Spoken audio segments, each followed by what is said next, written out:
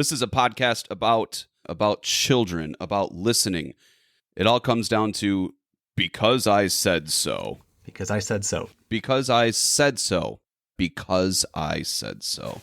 I feel like if we compare my childhood to parenting kids today, listening is definitely much more prevalent than it was before. But do we need to be doing more? I don't know. It's a good question. And should we? Do we need to be doing it more? Should we be doing it? And what's the benefit of it? Exactly. What's the benefit? Why should we keep doing it? I'm really excited about this podcast. I say that about every podcast, but I think that that's okay because I'm still excited about it. We might get a little sensitive with this one, and that's okay. And it's not just about parenting, but it's about interacting with children. And as you know, for the sake, I think, of this podcast, children are 5 to 15, 17 years old, that developmental stage, preteen into teen, that sort of range of different aspects of listening to your children. Yeah. And you talk about it being a sensitive subject. It's anytime we're talking about someone's techniques or ways of doing things that might be different than yours, these are just our opinions. These are our thoughts, our insights. And this is looking at listening, because that's what our podcast is about. And how does listening apply to parenting? We're going to mash those two up and explore the area in between. I love it. Because I said so, let's start this podcast. All right, let's start it.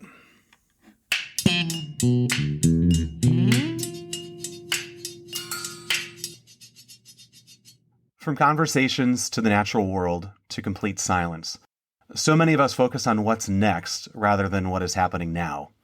I'm Listening is a podcast that dissects the importance of listening. I'm Drew Richmond. And I'm Brant Christofferson. And this is I'm Listening, a podcast simply about the skill of listening. Our guest today is a certified positive discipline educator. She has a long experience as a teacher, educator, parent, and she's an outstanding coach. Beth Keller of Beth Keller Coaching. Thank you so much for joining us today. Yeah, thanks for asking me.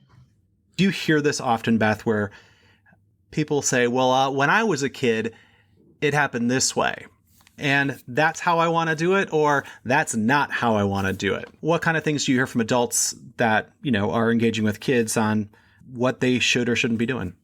Yeah, of course. There's always that rhetoric of, well, look how good I turned out just fine. Right? Nobody listened to me. Nobody asked me what I thought. Nobody, cared. It was just like, do what you're told and that's the end. And I turned out just fine. Mm-hmm. I mean, I would push on that a little bit and be like, but did you? I don't say that always. My therapist says I turned out great. I mean, right? I would say that I think I have turned out pretty well, but I also had to do a whole lot of work to get to that point. So sure, there's always that rhetoric of I'm the adult, they're the kid, I'm big, you're little, right?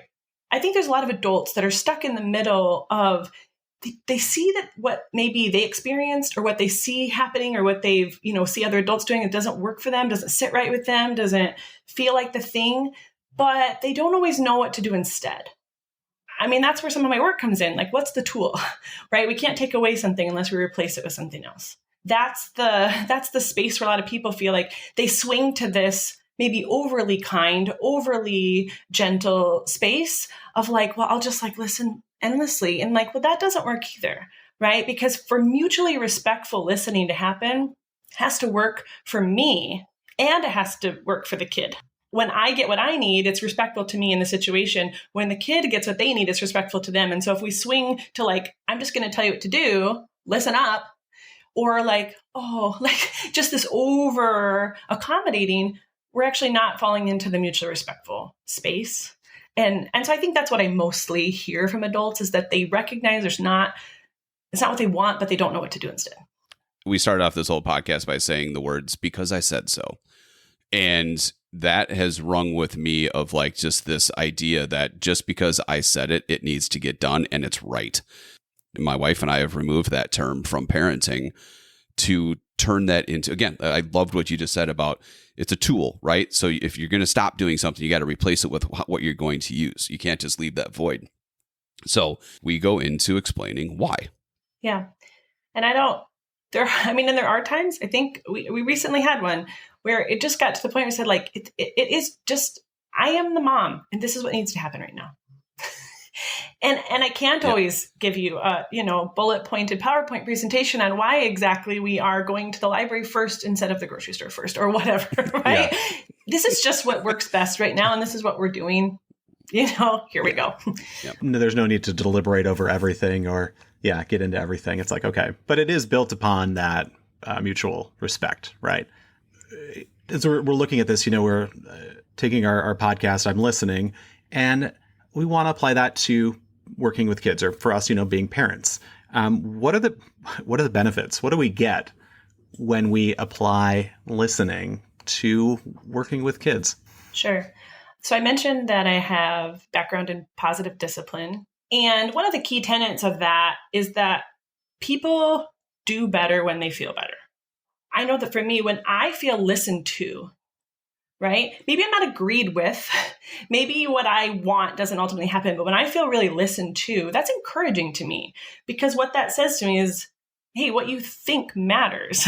What you have to say about this matters. And I think it's true for our children, right? When we take the time and when we apply specific tactics, to use that term, toward the way we listen, or we really think about we're intentional with that listening, that's really encouraging, right? So I think kids could get on board a lot easier with things that maybe aren't what they want or aren't the thing that they want when they feel like, but hey, you know what? I know actually that these adults do listen to what I have to say. And there are times that what I have to say, that we do actually go in the direction that I want to in that specific situation. And so it's a deposit in a bank account here, right?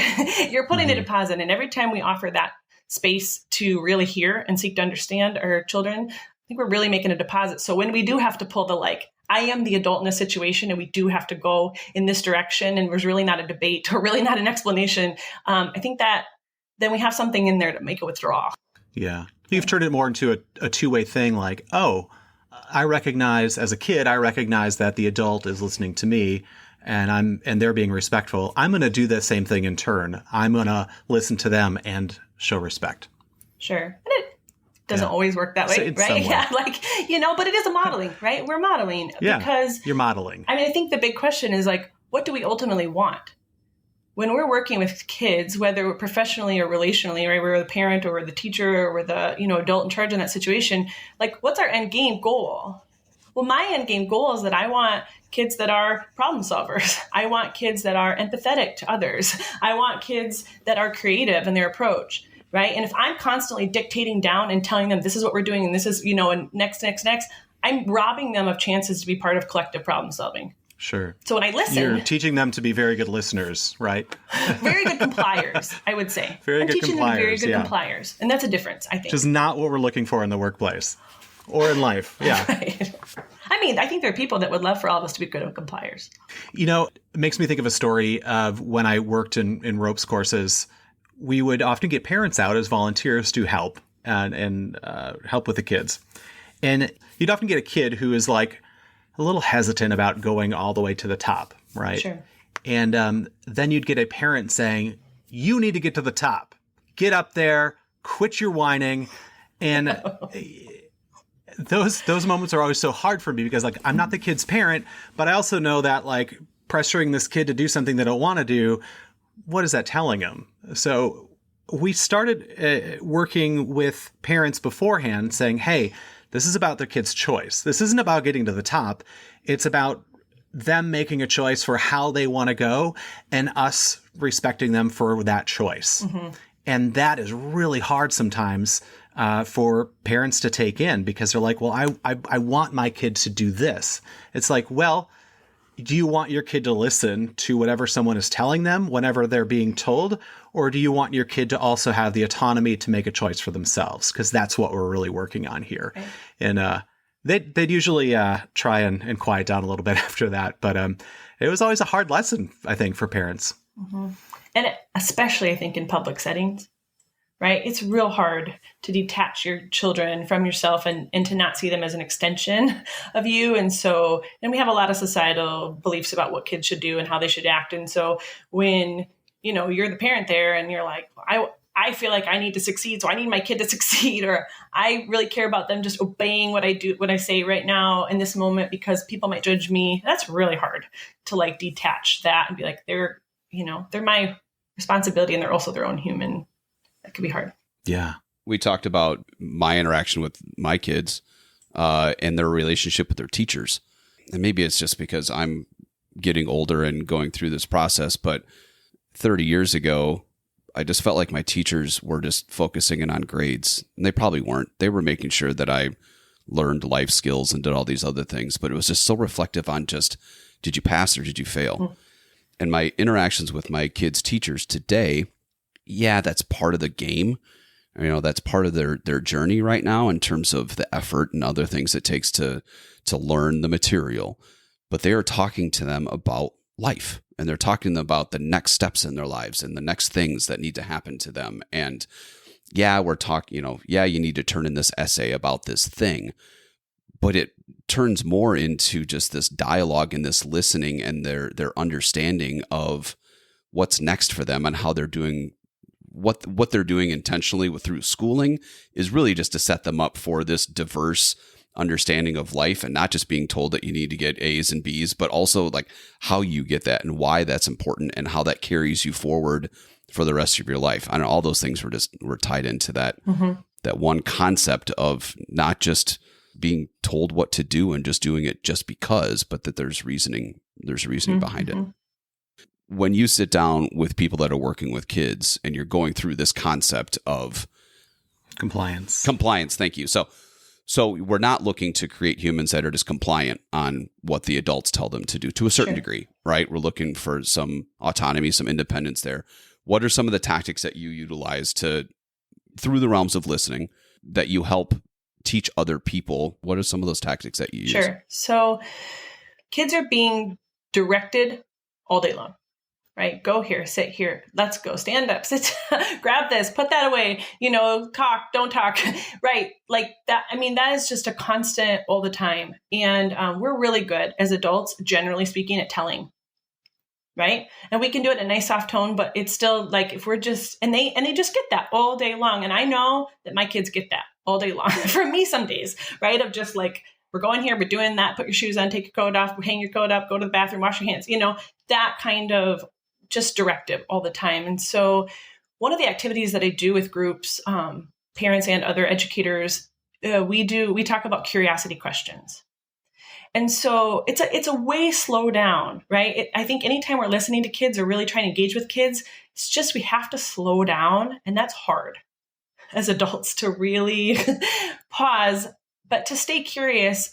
So for example, I might say to a kid, instead of, put your shoes on, because we're trying to get out the door. I might say, like, put your shoes on.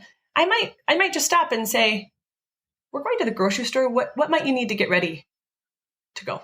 And suddenly, like, I think that can be a real encouraging moment for a kid of like, A, you believe that I know what we need to do to get out the door. And B, when a kid says, the confidence piece. When a kid says like, oh, I should probably put my shoes on. Like, great. Okay. You have 5 minutes to do that or whatever. Just that tweak, just that change in staying genuinely curious. Like, I wonder what's going to come out of this kid's mouth, because I could really be thinking, I would love for them to say, put shoes on. But if it's my oldest, it's going to be like, well, we should probably pack snacks and we should probably bring extra blankets, because you never know if it'll be cold. And we also probably, I'll put all the library books in the bag in case we say, and I'm like, oh, how many of those things can you do in 5 minutes? Because but really, like, it's sometimes it is really fascinating to see, like, to hear what comes out of their mouth. But we do that activity. We do some role playing. We have adults line up and all take slips of paper that have just directive telling on there. Get your shoes on, brush your teeth, put your laundry away. The things that we tend to tell. And I give them some options. Like, you can be as theatrical with this as you like in your delivery of this directive. And we have a kid, a person who wants to role play as the child, who walks down the line and just hears the directive all the way down the line, kind of representing what it might feel like to be a kid all day long, right? To hear these directives. And we could do some reflection. What were you thinking? What were you feeling? What were you deciding about yourself, about this adult? And then I hand the adults curiosity questions, which are whatever directive they said, just tweaked a little bit. That's more of an ask. It's more of a genuine, like, hey, it's bedtime. What are the 3 things we always do at bedtime? Oh, right. Oh, brush teeth. Okay. Yeah. Okay. I go do that.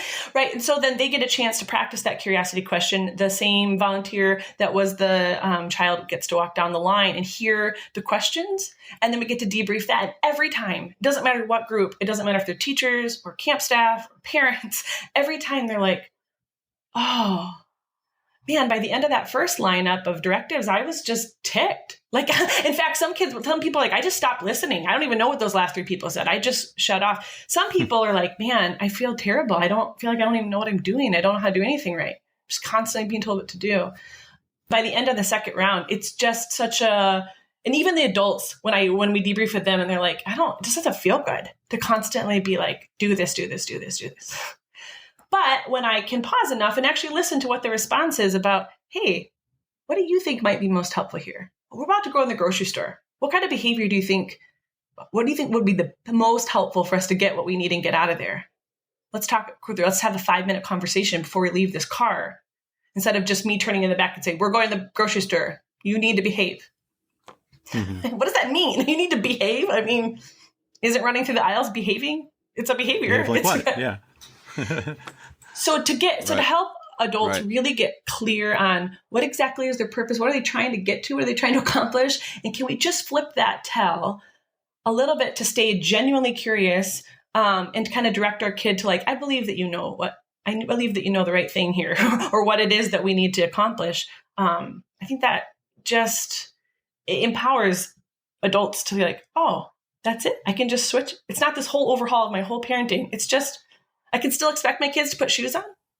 Yes, you can still expect your children to put shoes on, right? But you can also get to that end in a way that's maybe more cooperative, maybe more encouraging to the kid, maybe more, right, getting to your ultimate goal of what kind of kid you're trying to raise.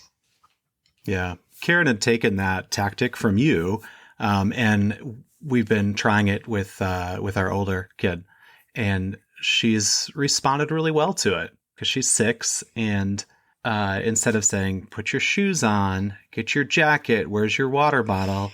It's more of, okay, we're leaving in 10 minutes to go to school. What do you need to have ready for you?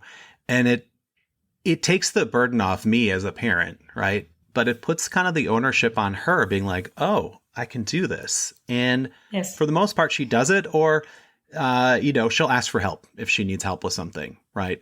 The idea of, okay, I'm owning this now. I can do this. Yeah. And I will say that some of the feedback I get sometimes is like, well, I tried that and it didn't work. Sure. And to which point I'm like, well, I think the question again goes back to what's your ultimate goal?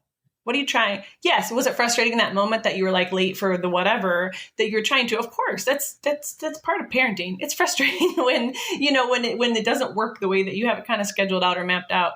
And it's a long game, especially in parenting, much shorter, obviously, in education, or even shorter in camp situations. But keeping that big why in mind, like, what's your long game? What are you ultimately trying to accomplish? I want kids that can take ownership of things. I want to go this route. Is listening integrated into parenting more than ever before? Should it be integrated? Is it being integrated? And Beth, I'd love to hear your feedback on that.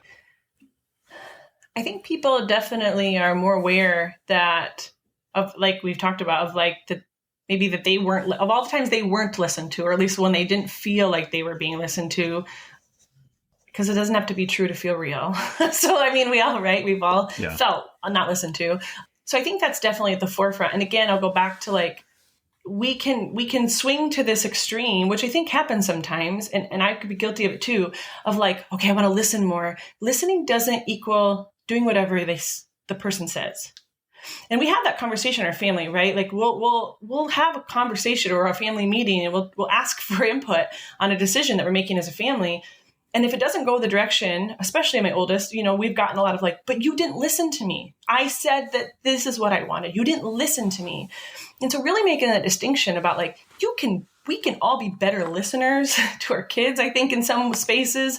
That doesn't equate appeasing or then doing whatever the thing is that they might want.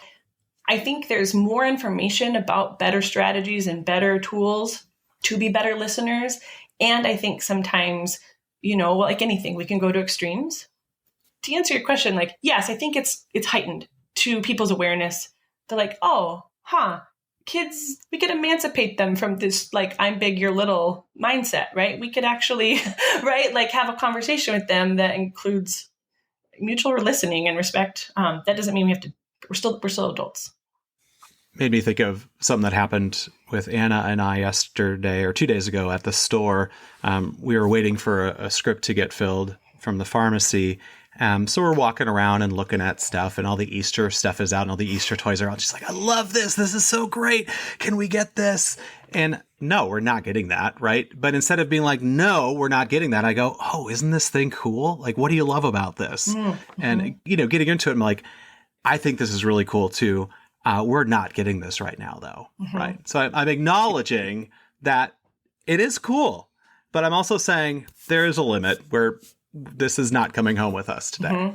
And by showing that I'm listening to her, she goes, okay, I feel listened to. And the answer is no, and I'm okay with that. Isn't that how we would really expect to interact with each other in a professional setting?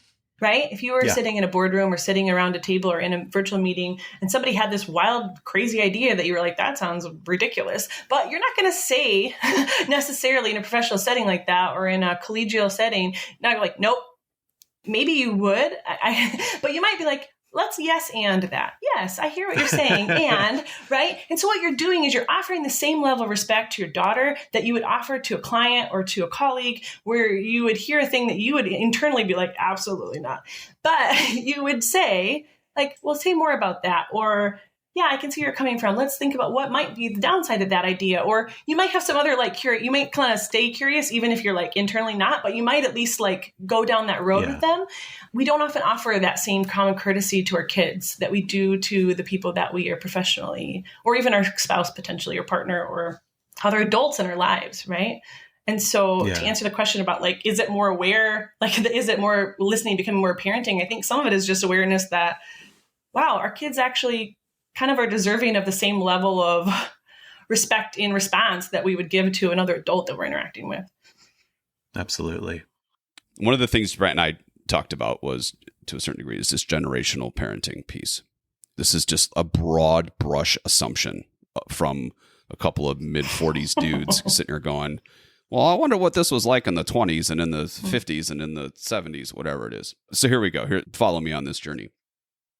Our assumption is that parenting 100 years ago was filled with a large level of fear. If you don't do this, this will happen to you. And what did the parents get out of that? The thing got done. Whatever needed to happen was done. You didn't talk about it. You didn't talk back. You didn't have to work any harder at it than what you just fired out. Maybe it was very cut and dry back in the day of why it needed to get done. So there was an accountability there. When you talk to your kids about putting their shoes on, instead of just telling them that you just need to do it because I said so, or because of a fear-based thing or whatever it is, this directive, if you ask them what they need to do before they leave the house, there's an accountability piece to that. What does this all mean? Where am I going with this? There is a path of, well, I just got up every morning at 4 and I did my chores and I did these things and then I needed to go to this and I went on my way. Well, how did you get there? Likely I was just told that this is what I needed to do and there are going to be consequences if I didn't do it. Those consequences may have been personal. Those consequences may have been the cows died. I don't know what it was, but like there were real life consequences. Today, there's a lot less of that. The consequences have been reduced, perhaps. The accountability is still there. Yeah, Beth, go ahead. So I want to go back to encouragement for a minute, because I think that accountability and agency are really deeply tied into what you're talking about. So yeah, 100 years ago, maybe the overall societal norm was like, if your adult says do it, you do it. The end, right? Because that adult's telling you to do that. Yeah, period. And guess what? There was also way more opportunities for agency, for self-efficacy in a kid, because you know what? That kid would do what the adult said, but then also they'd be like, hey, walk a mile to town by yourself, go pick up the chicken from so-and-so and come back, right? And so I would listen potentially to what my adult said because they tell me to do this thing right now and that's fine. And I will just fall under line of that authority. Because guess what? I had so much other freedom and so much other autonomy in so many other parts of my life, like so many real responsibility, right? And in so many other parts of my life that like maybe that was the trade-off. When we take away agency and autonomy from kids in practical ways, and then we also take away, right? We say like, I'm the adult and I say do this and don't do that. And we squeeze them from each side. You can't go here without me. You can't do that without me. You're not allowed. You can't touch a knife. You can't pour your own milk. You can't whatever. And also when you put your shoes on right now. And I'm going to say so. Well, that's a big squeeze. What encouragement is there? What am I actually capable of? Anything? I'm just, right? I don't have any real responsibility. There's no real, like to your point of consequence. It's not like, hey, take your brother and take your 3 younger brothers and go somewhere else because I need to like bake a bunch of bread and whatever. You're in charge, 12-year-old, of everything. That doesn't exist anymore. Right. And so I think there's got to be a give and take somewhere. I love that. That makes so much sense to me of that squeeze of what was consequence. Well, the consequence and the accountability was perhaps very real. Well, our society today, we've taken away any consequence, really. It's just totally shifted. It's shifted. So now if you don't have any consequence or you don't have any adversity per se, and I'm telling you what to do all of the time, holy moly, look at that funnel we just shoved you through for the majority of your life and those developmental years. If we open it up and we listen to you and we ask questions and we can tie that back to how you listen to us and we can open that up a little bit more, you start to create the accountability. You start to bring back the consequences that instead of me just telling you to put your shoes on because we're going to the grocery store, if you don't, you get dirty, cold feet. Right? That's the extreme, right? Or you stub your toe. My daughter brings every single library book plus snacks for 40 people plus, whatever, and then doesn't put a coat on because that's not the thing that was in her lineup of what she needed to do to get ready to go out the door. Yeah. It's like, oof, that stinks. Yeah, it's cold out there. Right. So if we start to open up that squeeze a little bit, how we communicate, how we listen, and how we interact with children, we can open that back up again a little bit and start to create some of that dialogue. And it doesn't create the rigid response. It creates the softer response, and it creates this dialogue and this comfort level where you're easing through life a little bit more versus just rigid. Or maybe, if I may, think even that more cooperative response, right? We talk about soft. Yeah, soft, I think, but what I really want for my kids is I want to cooperate with them. I want to operate in a teamwork kind of way. And so I strongly believe that everybody wants to belong and feel their sense of significance, right? They want to know where they fit and they want to know what they can contribute. And we have to let kids have space to contribute something meaningful, even if it's them deciding what it is they need to get themselves out the door, right? If that's the most I can offer them that day, because maybe I'm not going to send them into town by themselves, at 5 and 7 for milk or whatever. But, right. So I got to give it to them somewhere. Yeah. And tying that into the other piece was we talked about the workplace and how we interact with each other as adults. In my relatively short lifetime, I've been in those rooms where it's, no, that's a bad idea. Or this is the way it's going to be. I've been there. And then I've also seen it evolve to if you're going to talk to people that way, they're not going to work for you anymore. Yeah. They're going to go do their own thing. They're going to go somewhere else. So yeah, it is directly related to the workplace and it's adult to adult interaction too. You can see how it strings together as how you're raised or how your parent or how you're taught does lead you to these work environments that are probably a little bit more conducive to where people want to be and want to be a part of it. Yeah. I think a lot of these skill sets that we're talking about don't apply just to an adult working with children. They apply in so many different areas in our lives. Yes. And I think we've seen that come in through several different episodes now that we've done where it's like, that we're talking about this in this arena, but it applies in so many different arenas. And I think that's why this is so much fun to do and fun to talk about with folks. Yep. Beth, one of the things we're talking about is why and the benefits of of applying some of these tools or trying some of these techniques. And you talked about, what we want to get out of it. Going back to some of maybe just the more immediate things, how do kids respond differently when they're listened to? What kind of things do you see? Well, on a very small scale, I think there's something about the way that their posture. I mean, this in a very practical, tangible way. This morning I had a conversation with Ellie. She's our oldest.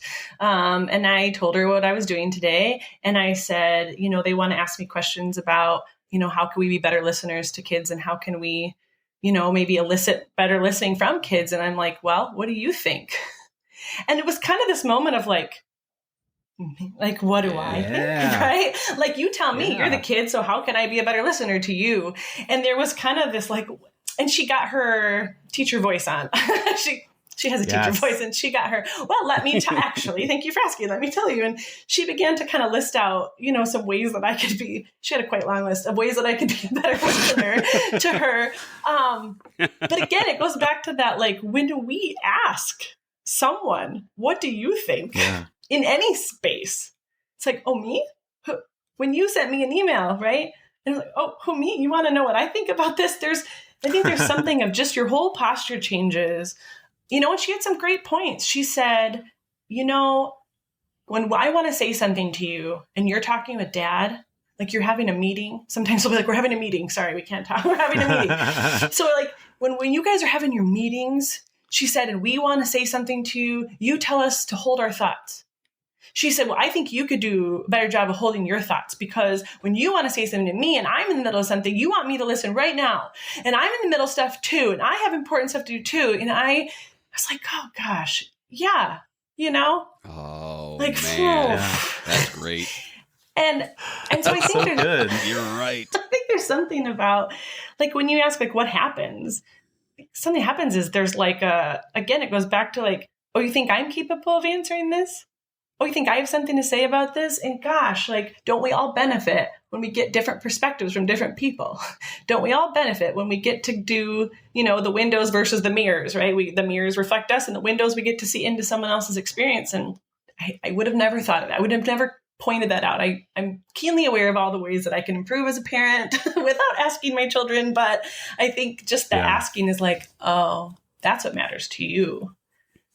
Whew, okay. That's so great.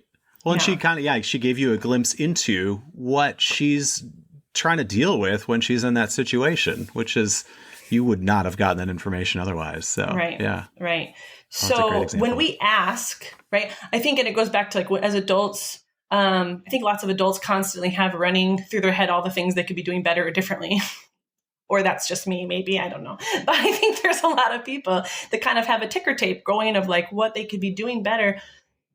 But gosh, when I ask my kid, that's what she really would help her. That what's really the thing that pushes that up to the top and goes, oh, I had all these things I thought I could do, but I didn't even ask the people I'm working with what would be most beneficial to them. Right. Yeah. Isn't that just customer service? Isn't that just client, that you talked about previously? Oh, so all these things I thought were important. Maybe it's just that one thing, and I can focus all my attention, energy on how I could maybe improve this one area. Yeah. Asking someone what they want, right, and giving them a choice it's pretty big. Yeah, right. Goes a long way. So I think going back to when we give space to truly listen, right, to our kids, it builds back some of that capability, some of that encourage, oh, I have a significant role here that we have our society has kind of stripped away from kids little by little, to kind of that previous conversation of we've just taken, in the name of safety or in the name of whatever, we've taken away until they have no space to prove they're capable of lots of things. Right. And so when we really seek to understand what they think, it builds back some of that. Oh, I am capable. I have something to contribute. I have a significance here. Right. What I say does matter to some level.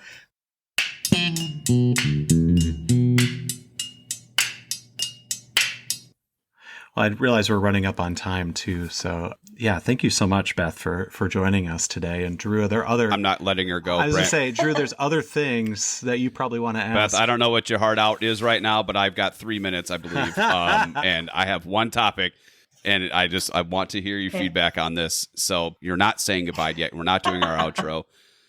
Beth, the cell phone. Oh, gosh. Oh, yeah. Shoot. I am bringing it up. I'm bringing it up because, Brant, we forgot to we talk talked about that. this. You're right. I know, which is why I take copious amounts of notes, and which is why I sometimes doesn't look like I'm paying attention because I'm thinking about the next thing. I caught myself 2 nights ago asking my children how their day was and what were some of their highlights and what were some of the things that they struggled with, asking my children how their day was while staring at my... I'll start. I was about to drop an F-bomb in there. While staring at my effing cell phone. I was staring at my cell phone while asking my children how their day was. And I stopped and I put it down and I set it off to the side. And then I looked at them in the eyes and I said, I'm sorry. Let me start that over again. How was your day? How are things going? Beth, talk to me. Talk to me about what you've seen in those conversations with the world of the cell phone and what that impact has with listening and interacting with children as an adult. Can I sidestep that just for a moment? Because I think it's connected. Okay, so It's a problem, period. It's a problem for me. It's a problem. It's just a constant, ever-present problem or challenge. Maybe a hurdle. I think in anything that's coming to me on my phone, right? Any email, any message, any text, any other thing that's coming to me through that phone. And this is going to sound like the obvious, but like it can wait only in the sense that like it's still there. I have this catalog of questions, of things to respond to, right? That will be waiting for me there. My kids don't have a tactic to get my attention that way. There's no catalog. There's no place, like my children don't email me when they have a request or that I can kind of prioritize and put in and then not forget about it and make sure I star it or put it whatever list or whatever. I think that's been a huge for me, unless we have built in space in our family for them to like, which we try to do in like a family meeting type of format that we do pretty regularly. That's a space where like their concern can kind of rise to the top and be, like enter into that like notification world. Otherwise they have no space for that. There's no way. And so then I just get the mom, right? They have to be louder. They have to be louder than whatever dings or buzzes or flashy things are happening in this phone. And so, yes, of course, like being present, looking in eyeballs, putting the phone down and away, all of that. But I think also like, when we talk about removing something, what's the where do my kids feel like we have built into our time together, time that they know, no matter what, like they're going to get airtime, right? And whether that's dinner or whether that's a family meeting or whether that's a bedtime, like, what do you want to talk about right now? Right? Whatever that routine is, I think like they get no notification bubbles. They get no space to like take their concern and like put it on my inbox. I know that's a little out of like the cell phone conversation, but I think it like of thinking about like what's the family inbox look like? Where's the requests or the challenges or the problems? Yeah. Where do those live so they don't get lost in the whirlwind of every single other person that wants my attention right now? Yeah. No, I think it directly ties into it because it's again, like anything else, you have to break some habits or build some new habits. You have to create tools. You have to open up space and then put in a new tool, all the things we've talked about, but with the cell phone. And I'm of a generation that didn't have cell phones growing up, but it was the TV. It was the newspaper. It was all those other things that parents just want to just have in their hands or whatever it is that's occupying their time that's not giving your children that time. We'll keep it with the cell phones now, but I think it could span a couple generations in that sense of, I'm busy right now doing this thing. I have a newspaper in front of my face, or I'm staring at the TV, whatever that was. And today you could do all three. But it's that, I like what you said. It's that, like everything else, putting your shoes on and that tactic of how you go about doing that and creating that listening platform, you have to be able to say, and like you said, mom. And then my response is not going to be so pretty when I get to this 26th mom, because I'm going to be like, what? you know? Right. Yeah. And then you freak out, right? But it's building in that space.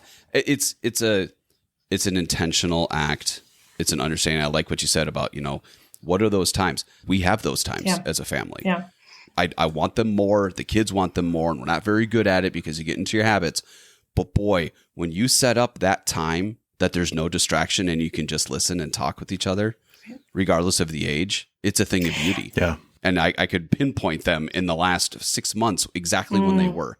Because that's, unfortunately, how infrequent they are just because of busy lifestyles and all the other things. But when they do happen, it's like magic. Well, how do you capture that? How do you create that? And how do you intentionally create those times? And what are the structures? Because we can just tell adults all day long, put your phone down. Put your phone down, put your phone down, put your phone down, right? And I think all of us understand. I mean, I think most of us get it. Like, we're probably, on it, guilty, right? On it, on guilty, it too much. Yeah, but guilty. But again, it's the replacement. So then what? I think we have a group, a group, generation, whatever you want to call them, of adults that can put the phone down, but then what do I do? Right? How do I engage in that conversation? What do I even say? What do I even what do we talk about? So having a structure of you can replace this phone in your face with here is a protocol. Here is a list of what did you notice? What do you wonder today? What are your rose, your thorn? Mm-hmm. What do what's the specific thing to give someone some kind of structure or scaffold to then know what to do instead? Because if you just say, put your phone down and engage with your child, honestly, there are people that don't actually know how to do that. So it's not a will thing. It's a skill thing, right? So it's replacing that. Right. Yeah. Right? I mean, I don't. That. Yeah. And so I think giving people a very specific, here might be a thing. When I was in the classroom, I would try to, when I sent my weekly email, I would try, because I was a middle school teacher. So I would try to send an email this week, ask your student these 3 questions and put them in there. Hopefully somebody opened that. I don't know, the 3 people opened that email, but that they would be at least give them something to ask them about these things. They're middle schoolers. If you just say, how's your day? They're going to fine. And then that's it. So ask them about these things, ask them about this project or about this discussion we had today or whatever. So we the replacing, right? Giving people something else to latch onto.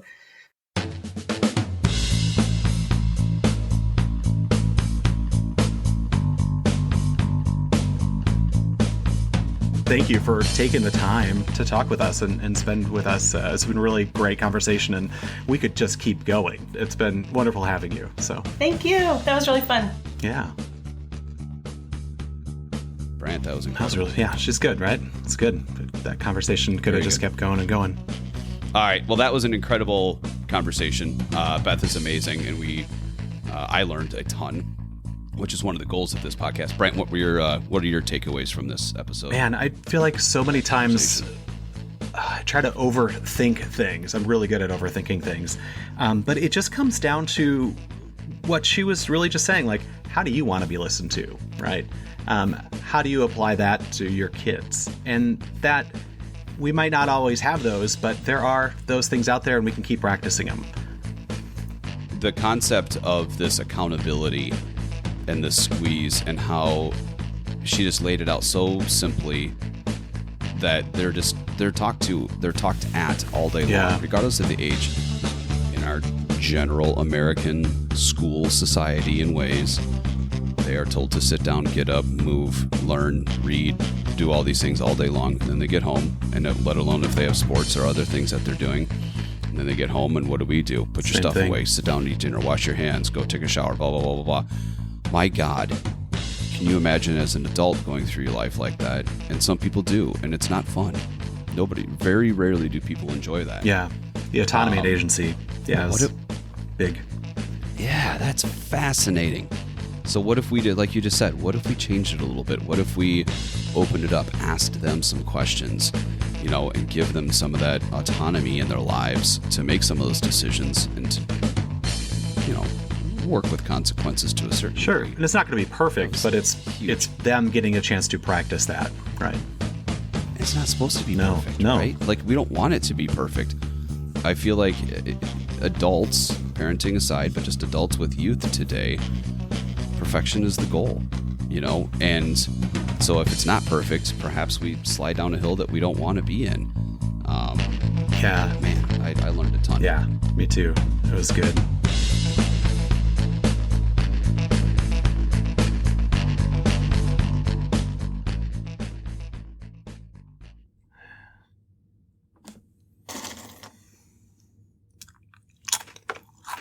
Cheez-It. I'm eating Cheez-Its. We need to talk about our next episode. Yeah, you want to ask me what's next? All right, Drew. What do we got coming up next?